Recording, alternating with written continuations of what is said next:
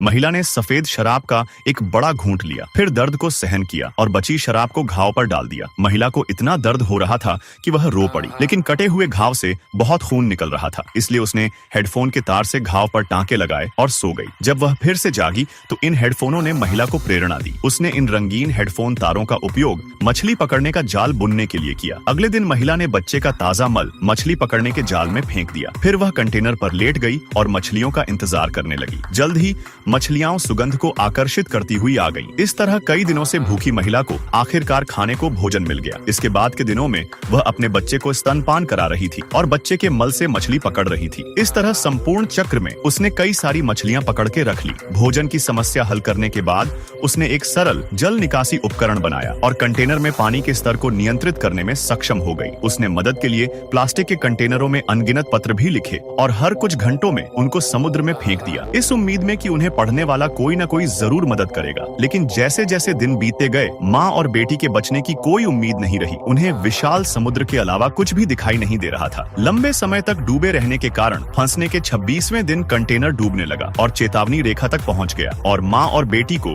उसमें से बाहर निकलना पड़ा। जैसे ही महिला यह सोच रही थी कि रात को कैसे बचेगी, एक सीगल पक्षी कंटेनर के ऊपर से उड़कर आया, जिसका मतलब था कि जमीन पास में थी। रात के समय कंटेनर का प्रवेश द्वार अचानक पानी के बहाव से खुल गया और समुद्र का पानी तेजी से कंटेनर में भरने लगा। कंटेनर को तेजी से डूबने से बचाने के लिए महिला ने छेद को बंद करने के लिए नीचे उतरने की तैयारी की, लेकिन जैसे ही वह नीचे आई, कंटेनर झुकना शुरू हो गया। इसी समय बच्चे की नाव भी तेज बहाव के साथ समुद्र में बह गई। मामला और भी बदतर हो गया जब महिला इतनी घबरा गई कि घबराहट में उसके पैर रस्सी में उलझ गए। कंटेनर जब पूरी तरह से समुद्र में डूबने वाला था, महिला ने एक खंजर निकाला और सीधे रस्सी को काटने के लिए पानी में गोता लगाया। जब उसका दम घुटने वाला था तो उसने रस्सी काट दी और महिला तैरकर वापस सतह पर आ गई और वह अपनी बेटी की तलाश करने लगी। उसे उम्मीद नहीं थी कि घनी अंधेरी रात और समुद्र के लगातार उतार चढ़ाव के कारण वह अपनी बेटी को ढूंढ पाएगी। महिला बहुत चिंतित हो गई और ऊंची आवाज में अपनी बेटी का नाम पुकारने लगी, लेकिन तभी उसकी आवाज सुनकर एक विशाल व्हेल वहां आ गई। यह देखकर महिला जल्दी से भाग गई, लेकिन वह कितनी भी तेज तैरे, वह व्हेल से आगे नहीं निकल पाई। सौभाग्य से व्हेल बस पास से गुजरी और उसने उसे चोट नहीं पहुंचाई। ऐसा लग रहा था